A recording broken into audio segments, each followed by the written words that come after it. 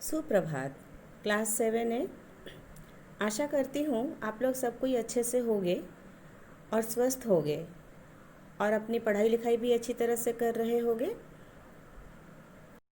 Children, आज हम लोग बाल रामायण पढ़ेंगे। बाल रामायण से किष्किंधा कांड हम लोग पढ़ रहे थे। किष्किंधा कांड में आज हम लोग पढ़ेंगे बाली वध। बाली वध से पहले हम लोगों ने क्या पढ़ा था, एक बार देखते हैं।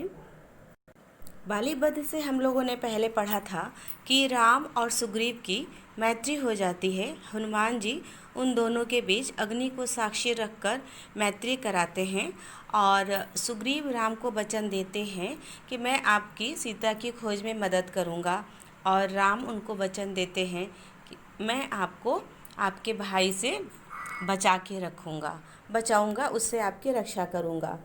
यह दोनों कहकर दोनों ने आपस में मित्रता कर ली थी।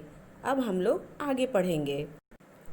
राम के कहने पर सुग्रीव जो है वह किष्किंधा गए, राजमहल गए और वहाँ जाकर बाली को ललकारा। ठीक है, बाली को ललकारने से क्या हुआ कि बाली को बड़ा तेज गुस्सा आ गया। बाली बहुत गुस्से में आ गया और गुस्सा होकर वह राजमहल से निकला लड़ाई करने के लिए। दोनों में घमासान लड़ाई होने लगी, युद्ध छिड़ गए। दोनों ने एक दूसरे पर प्रहार करना आरंभ कर दिया।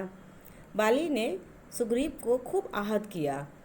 युद्ध करते समय दोनों भाई एक से दिखते थे, तो राम को पता नहीं चल पा रहा था कि कौन बाली है और कौन सुग्रीव। राम समझ नहीं पा रहे थे दूर से कि किसको मारे।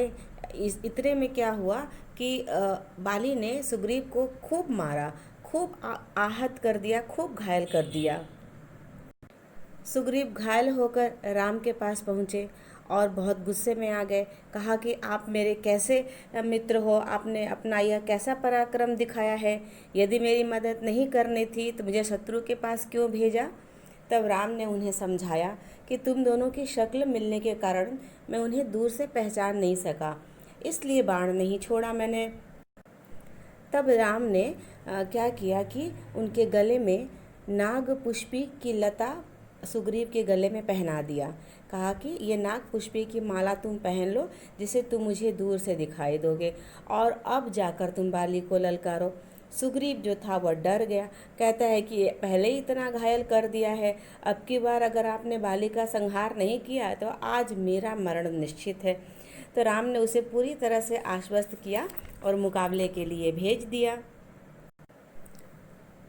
सुग्रीव जो है बाली को ललकारने के लिए फिर उसके राजमहल में पहुंचा। बाली जैसे ही अपने घर में पहुंचा, वैसे ही सुग्रीव की गर्जना उसको सुनाई दी, तो वह गुस्से के मारे आग बबूला हो गया और युद्ध के लिए बाहर आने लगा। तब उसकी पत्नी जो है तारा उसको समझाती है, कहती है कि पराजित होकर भी सुग्रीव आपको युद्ध के लिए ललकार रहा है, इसलिए मेरे मन में शंका हो रही है। गुप्तचरों ने मुझे अयोध्या नरेश के शूरवीर पुत्रों की सुग्रीव से मित्रता होने की खबर दी है। निश्चित रूप से सुग्रीव उन्हीं के बल पर गरज रहा है। आप सुग्रीव से बैर छोड़कर उसे अपना लीजिए।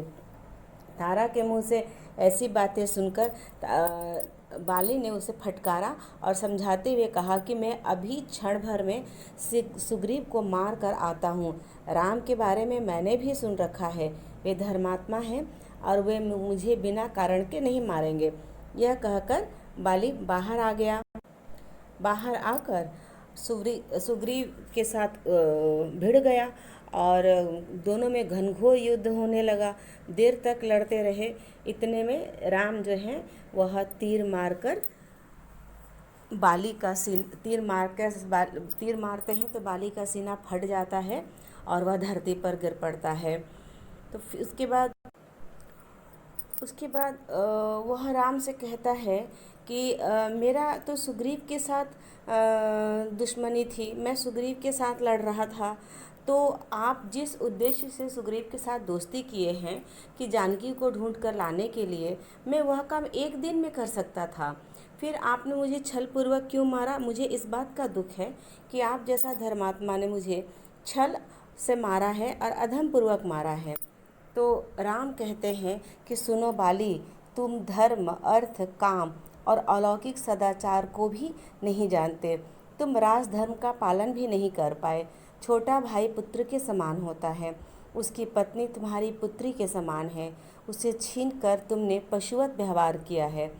वानर राज, लोक विरुद्ध व्यवहार करने वाले को दंड देकर ही रोका जा सकता है। मैंने सुग्रीव के साथ अपनी मित्रता को निभाकर धर्म का पालन किया है। जब राम ने बाली को समझाया कि तुम्हारी ये गलती थी, तो उसे अपनी गलती समझ में आ जाती है और वह भगवान राम के चरणों में गिरकर क्षमा मांग लेता है और बेहोश हो जाता है। उस समय उसके बाद उसकी मृत्यु हो जाती है और उसकी पत्नी तारा भी आती है, जो काफ़ी विलाप करती है, रोती है। तो क्या किया कि राम ने सबको समझाया और सुग्रीव ने विधिवत अपने भाई की अंत्येष्टि क्रिया कर दी।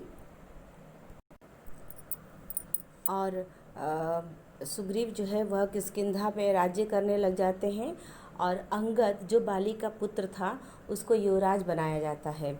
ओके चिल्ड्रन, तो आज बस हम लोग यहीं तक पढ़ते हैं। Okay, thank you class.